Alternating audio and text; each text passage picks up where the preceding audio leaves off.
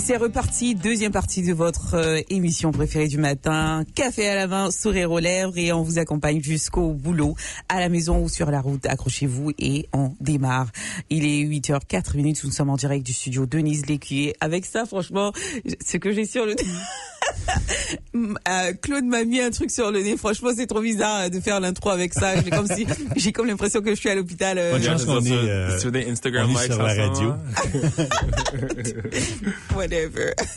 Mais franchement, c'est bizarre. Bref, on a en ce moment, on est passé à 20 degrés. On voit le soleil à l'horizon un tout petit peu. On est passé de la température de Londres un tout petit peu, et puis maintenant, on ressent un tout petit peu l'été qui tire à sa fin. Mais on va rester positif. Alternance soleil de nuages aujourd'hui. Vent du sud-est de 30 km/h avec un maximum de 27 degrés. Humidex 23. Et puis ce soir et cette nuit, ça sera un minimum de 18 degrés. Et Mathias, t'es là? Oui, je suis là. T'es là? C'est quoi tu peux me mettre le message, s'il te plaît? Quel message? Oh, le message, ok. Franchement, Mathias, t'es où? Non, je suis pas là. Mathias, t'es où? J'ai envie de te lancer mon ordinateur. On parlait de bicarbonates de soude tout à l'heure. J'ai du mal à lire, là. Tu peux te tourner un tout petit peu encore?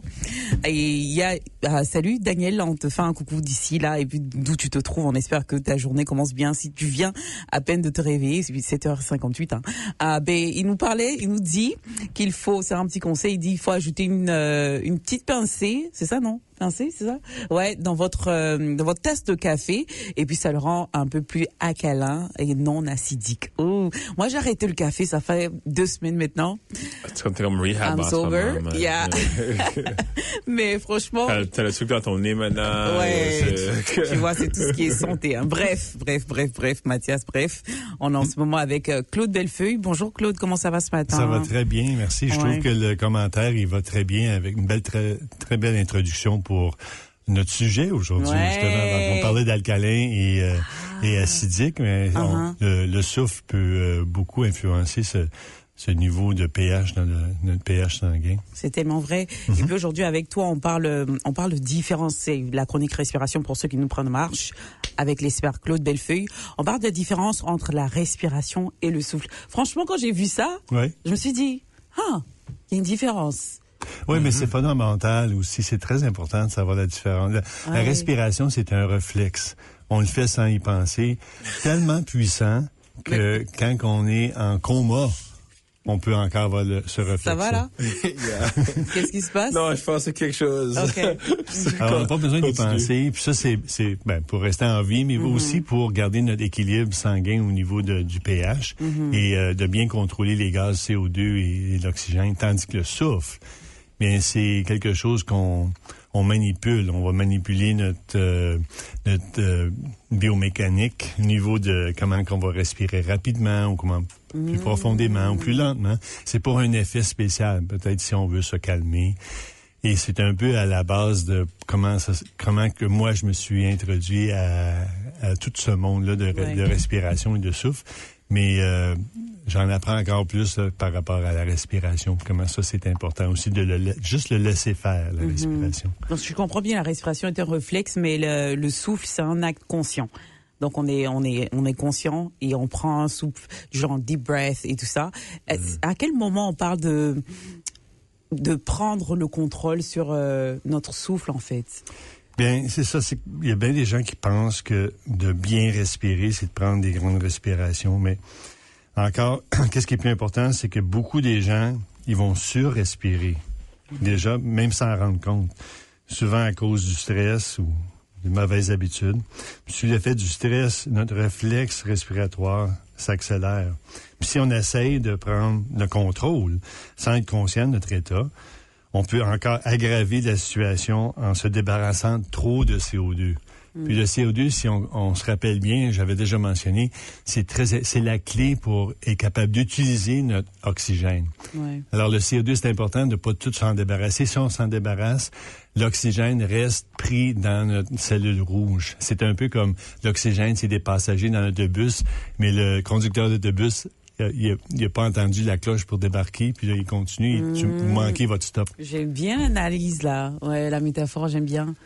Donc, ça peut perturber l'équilibre de notre sang, puis donner l'impression aussi de paniquer des fois si on fait de la surrespiration. Alors, c'est des mauvaises habitudes.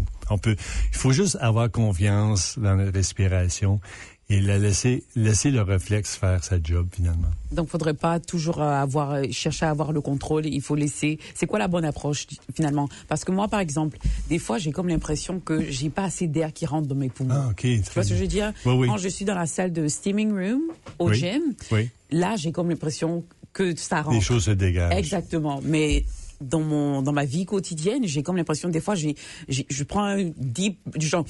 pour que l'air rentre dans mon ventre. Tu vas voir, je vais te montrer en temps réel, parce que là, tantôt, Leslie a mentionné, elle avait quelque chose dans le nez. Ouais. J'ai apporté un équipement qui s'appelle le Capno Trainer Go. C'est un instrument qui mesure l'air qu'on expulse. Alors, ça va mesurer le CO2 qu'on expulse. Puis, je vais te montrer en temps réel qu'est-ce qui arrive quand tu prends une grande respiration. Mais premièrement, c'est important de garder un bon montant de CO2, de pas trop l'expulser, parce que justement, on va être pas capable d'utiliser l'oxygène qu'on a déjà dans notre sang. Ouais. Alors, c'est important de garder ce CO2-là pour être capable de faire le transfert de l'oxygène dans nos muscles, dans notre cerveau. Ça, c'est important. Ouais. Le cerveau, c'est important d'avoir de l'oxygène dans le cerveau. Mathias, tu voulais dire quelque chose tout à l'heure? Oh, tu disais que tu ne peux pas respirer quand tu te dors. Une raison, c'est à cause des fumées, feu de forêt, il y a ça aussi. Beaucoup de choses qui se passent. Il y a beaucoup de gens qui sont asthmatiques en ce moment ou qui ont des problèmes respiratoires aussi. Ça doit être compliqué en ce moment. Mais je suis pas, comme je veux mentionner, je suis pas docteur, alors je suis pas expert dans l'asthme ou tout ça. Ça, c'est vraiment plus pour la haute performance. Puis alors, je vais vraiment faire ça clair ici. Alors, je vais aller voir... Je suis impatiente d'expérimenter ça. J'ai vu un tout petit peu avant qu'on commence là, mais on a le visuel en fait. On respire et puis on voit en même temps ce que ça fait et puis on a un tout petit peu de contrôle. Moi, j'aime ce petit contrôle qu'on a quand même. Pour une raison ou une autre, le système a débarqué. Là, je suis en train de le reconnecter. Ouais.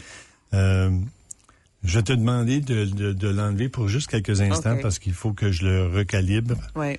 Alors, merci. Puis je vais juste prendre 2 secondes ici pour le recalibrer. Pendant que je le recalibre, ça s'appelle Capno Trainer Go. Alors, c'est un appareil qui va mesurer le CO2 qu'on expulse dans notre expiration. Puis, alors, c'est important. On voit, quand on expire, on voit la ligne monter.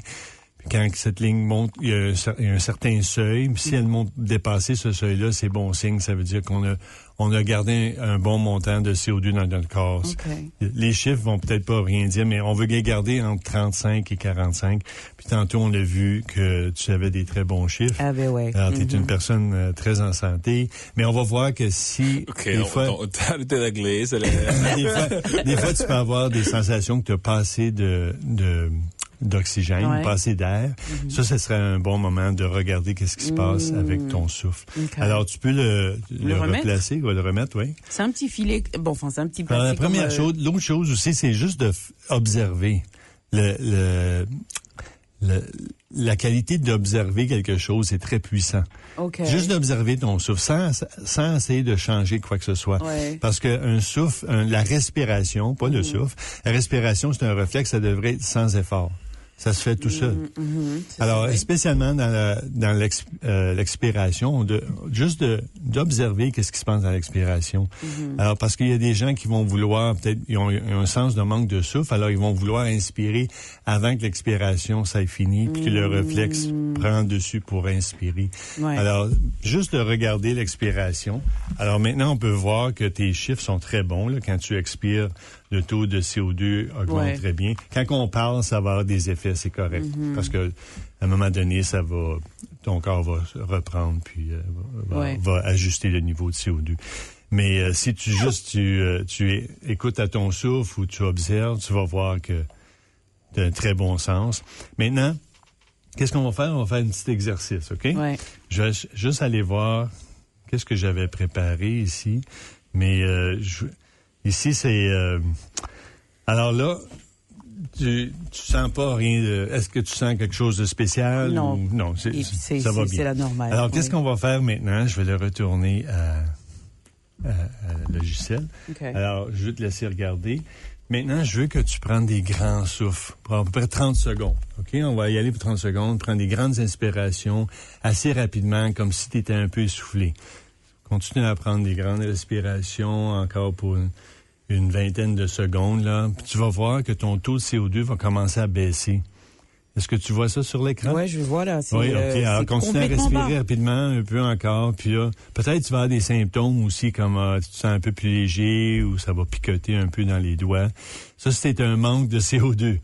Alors, non, ça fait pas bien. Hein, c'est pas bon parce que là, ça veut dire que ton oxygène que tu as de disponible, il est en train de se faire transférer dans tes tissus. Et l'autre chose en plus. On tire un tout petit peu vers les, comment tu dis ça, les étourdissements là. Tu vois ce que je veux dire? On voit que ton taux a baissé plus comme 27. Ouais. Alors, ça, c'est en bas du seuil, ce qui est bon pour la santé.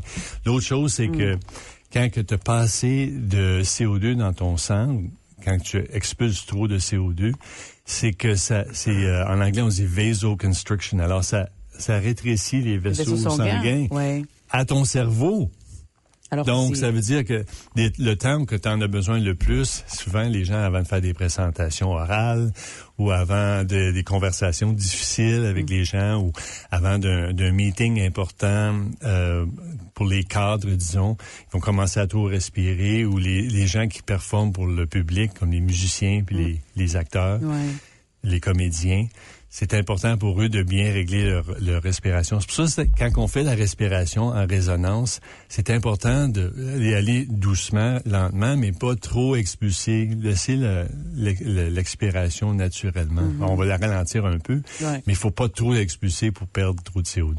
Wow, alors, c'est ça la différence entre les deux, entre la respiration puis le souffle, c'est que le souffle, si on le manipule, mais c'est important de le manipuler d'une façon qui est optimale pour nous au niveau du CO2. On va pas perdre trop de CO2 quand on expulse. Ouais, mais c'est fascinant quand même. Donc c'est un peu ça la différence entre le souffle, la respiration et puis le CO2. Mais moi j'aimerais bien avoir cet appareil-là. Bon, je sais pas si on va revenir sur où est-ce qu'on peut l'avoir pour ceux qui sont intéressés.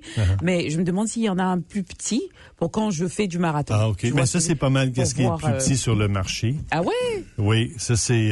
Mais il y a une poche qu'on peut mettre, comme ça autour de la veste, taille, là, la taille. Alors, j'ai déjà utilisé, moi, en courant pour juste voir si mon CO2 était au bon niveau. Puis, j'ai été vraiment surpris puis content d'apprendre que mon CO2 augmentait un tout petit peu. Ah ouais? Toujours dans les bonnes normes, là, pas trop, parce que c'est possible de... Tu courais la bouche fermée? Oui, toujours, oui. Toujours, hein? Oui, c'est important c'est pas justement pour m'aider à contrôler le CO2. La bonne façon que tu es supposé de respirer, c'est à travers ton nez hors ta bouche, n'est-ce pas? Quelque chose comme ça. Le nez, il y a beaucoup d'avantages à respirer par le nez. C'est que ça va aider à humidifier l'air. Tu peux la garder, ça, c'est pour toi maintenant. OK. Merci.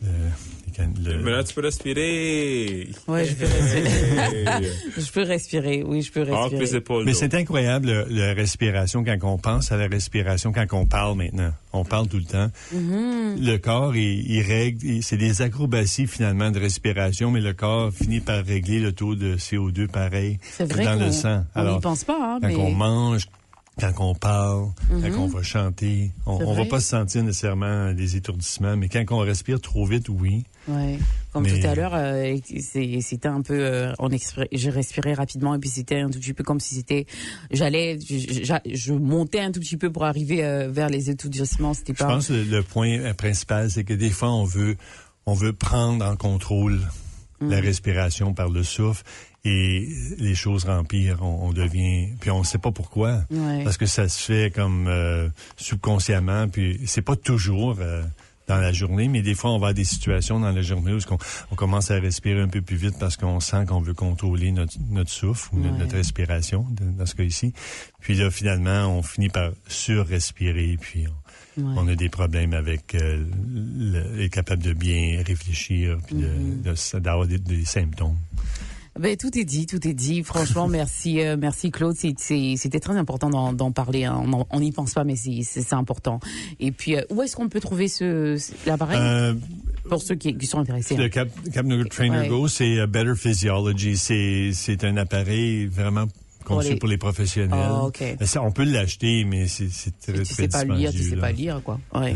Mais c'est sur Better Physiology, c'est le nom de la compagnie qui le vend.